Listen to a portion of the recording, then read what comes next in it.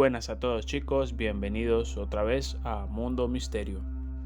Hoy les voy a contar la historia de un gran genio de nuestra época, Steve Jobs. Steve Jobs nació en 1955. Era hijo de un inmigrante sirio y un estadounidense de ascendencia suiza.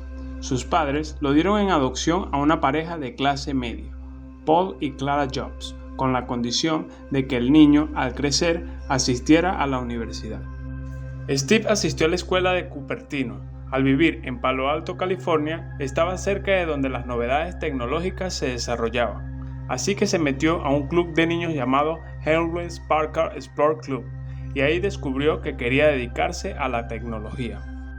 Ahí conoció al presidente de Hewlett Packard y quedó tan impresionado con la actitud del joven que decidió darle empleo durante el verano.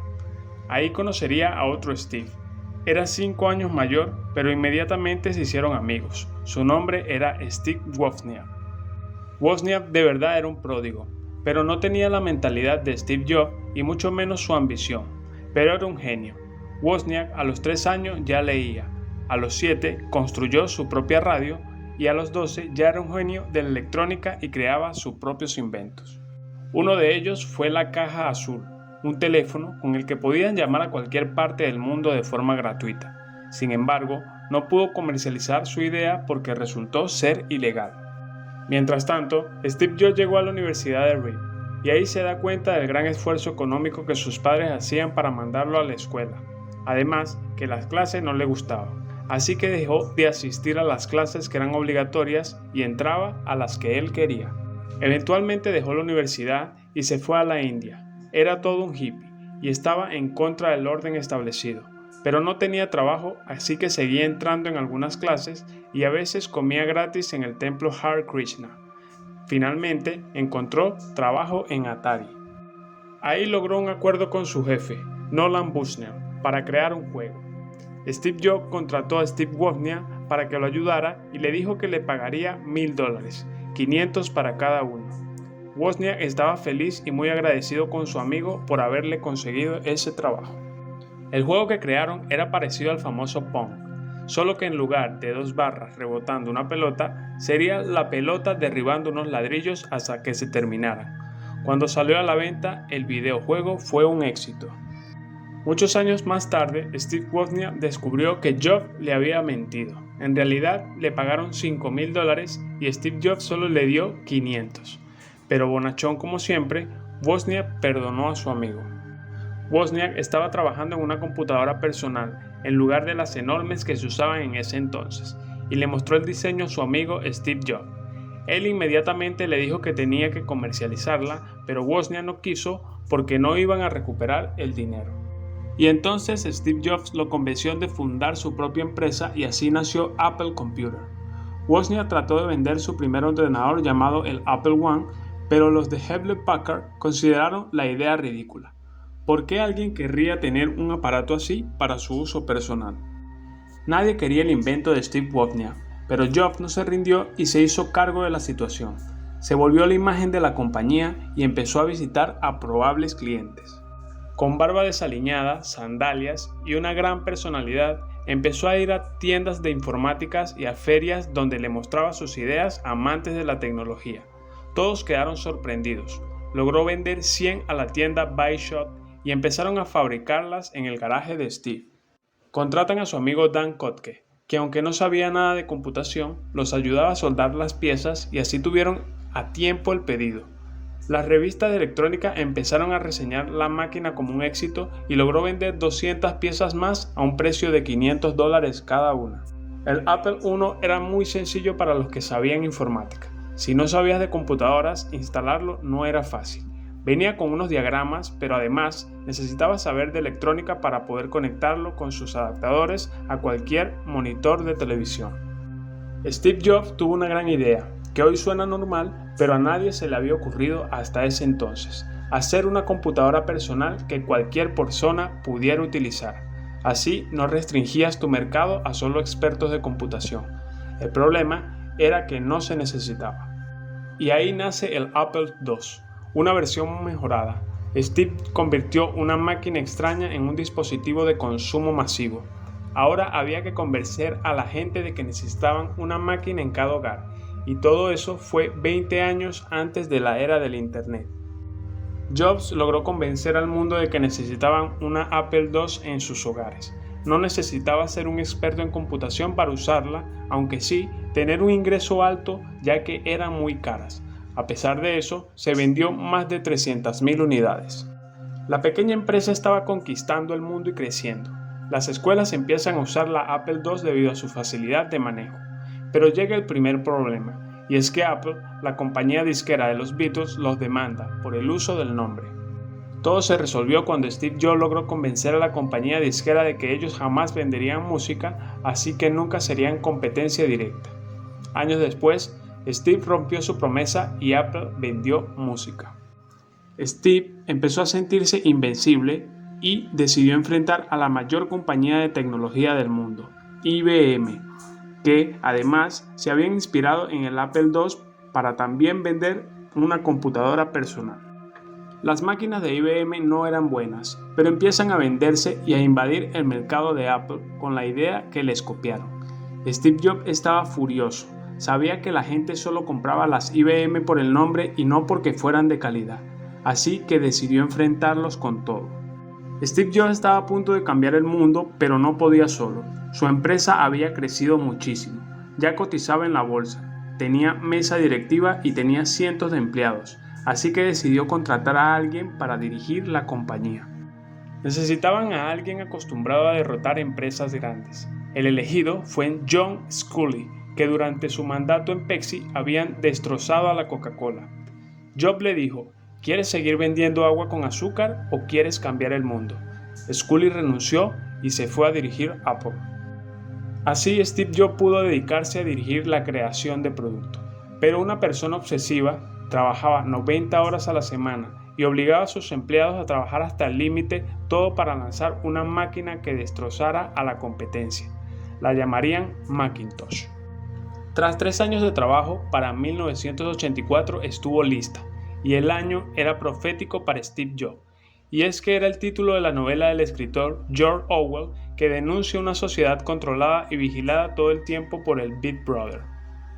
Steve Jobs convence a Ridley Scott, que era director de Blade Runner y que también dirigió después Gladiador, de filmar un comercial en donde daban a entender que IBM era el gran hermano y que la pequeña compañía de California los podía derrotar. El anuncio de televisión fue un éxito. Mostraba a cientos de personas grises caminando hacia un auditorio a escuchar el discurso del gran hermano. Nadie tiene opinión hasta que una joven deportista lanza un martillo a la pantalla y la rompe. Apple derrotaba al enemigo.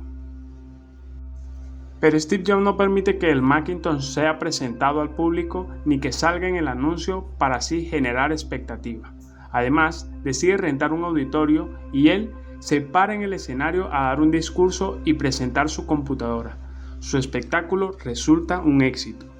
El Mac era increíble. Se podía controlar las acciones con una pequeña caja conectada por un cable al ordenador.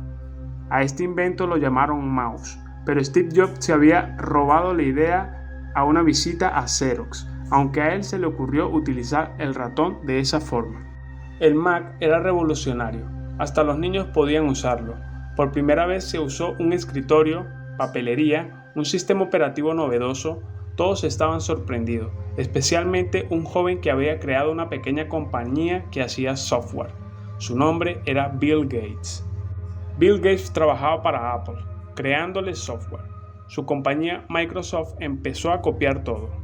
Este visitaba seguido a la compañía para platicar con los ingenieros hasta que Steve Jobs descubrió que Bill Gates se estaba robando todas las ideas del Macintosh. Pero era demasiado tarde.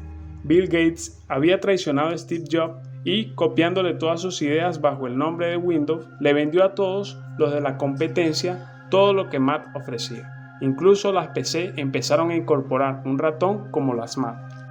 La visión de Steve Jobs era innovar. Sus productos eran caros pero siempre de calidad, a años luz de la competencia y de fácil manejar. Así que empezó a crear una nueva computadora, pero el hombre que Steve contrató para dirigir la compañía no estaba de acuerdo. Así que tras el fracaso de la nueva computadora de Jobs, decidió hacer algo impensable. John Sculley, el hombre que fue contratado por Steve Jobs, lo despide de su propia compañía. Todo el mundo decía que estaba acabado. Pensó en alejarse de la tecnología, pero de nuevo quiso más. Decidió fundar su propia compañía de computadoras otra vez y la llamó NeXT. Pero eso no fue todo. Le compró a George Lucas una pequeña compañía de efectos especiales. The Graphic Group, la compañía que Steve compró, sería renovada y Steve firmó un contrato con Disney para crear películas para ello. Pero las películas serían totalmente hechas por computadora. La compañía de Jobs se llamaría Pixar. De nuevo, Steve iba a cambiar el mundo. Su compañía se volvió un éxito, las películas hechas por computadora reemplazaron a la animación clásica, pero en Apple las cosas no pintaban bien sin Steve. Después de 10 años, el 97% de las computadoras del mundo usaban Windows. Apple estaba a punto de desaparecer y John Sculley fue despedido, pero la marca ya estaba casi muerta. El nuevo director decide algo increíble: comprar la compañía NeXT, propiedad de Steve Jobs, y así lo recontrata Apple. El hijo pródigo regresó a una compañía casi muerta, así que le tuvo que pedir una inyección económica a un empresario. Steve iba a presentar a ese personaje a un auditorio y anunciaría su alianza, pero el personaje decidió que fuera por videollamada. Cuando Steve Jobs lo presentó, el público abucheó al invitado. Para ellos era el diablo. Era Bill Gates, que llevaba a salvar a Apple con su dinero y con su alianza para que se pudiera usar Windows para Mac. Steve Jobs presenta una computadora impresionante. Además, era barata en comparación con las anteriores. Era innovadora. Todo estaba incluido en un cuerpo de la pantalla. Solo conectabas el teclado, el mouse y listo. Podrías empezar a navegar en Internet. En 2001, vuelve a sorprender al mundo y presenta un producto que cambiaría la forma de escuchar música. Lo nombra iPod y el resto es historia. Steve Jobs parecía invencible, pero en 2004 fue diagnosticado con cáncer de páncreas. Los pronósticos no eran nada alentadores. El fin estaba cerca. En 2005, después de un trasplante, se había recuperado y dejado atrás la enfermedad, y quería terminar su obra maestra. Un dispositivo que tuviera todo, pero todo lo que había inventado y mucho más, y es que además quería hacer llamadas telefónicas en él. Lo llamaría el iPhone. Se filtraron varios conceptos, pero cuando finalmente el iPhone fue presentado en el 2007, todos se sorprendieron. La telefonía jamás había visto algo así. El producto era simple e innovador. Era hermoso, muy sencillo, iba a años de distancia de todos como siempre. No había nada que Apple presentara que no fuera innovador. Empezó a tener miles de fans. Además, sus dispositivos estaban relacionados y la compra de uno te llevaba a otro en 2010. Steve Jobs presentó algo arriesgado, un producto que ya existía y que resultó un fracaso. Era un híbrido entre una computadora y un teléfono. La prensa aseguró que sería un fracaso, pero Steve Jobs siguió adelante y presentó su iPad. Durante la presentación, se le vio demacrado y los rumores de que su enfermedad había regresado empezaron a circular. El último aparato que presentó fue un nuevo iPhone. De nuevo era perfecto. La competencia le había copiado el diseño del primer iPhone, así que Steve lo rediseñó. Era elegante y con tecnología superior a la mayoría de los teléfonos. Era el iPhone 4. Después de esa presentación renunció para luchar contra su enfermedad, pero perdió. Steve murió en 2011 y los hombres a cargo de la compañía le prometieron al público que Apple seguiría innovando, que no venderían solo por vender, que no se notaría que Steve se fue. Eso, en verdad, nunca pasó. Se fue un hombre que quería cambiar el mundo, pero tú que ves esto también puedes cambiarlo. Solo no dejes de soñar, de ser rebelde y de crear. No pares de preguntar, porque aquellos que están locos como para creer que pueden cambiar el mundo son los que lo logran. Si te gustó el video, dale like, suscríbete, activa las notificaciones para nuevos videos en Mundo Misterio.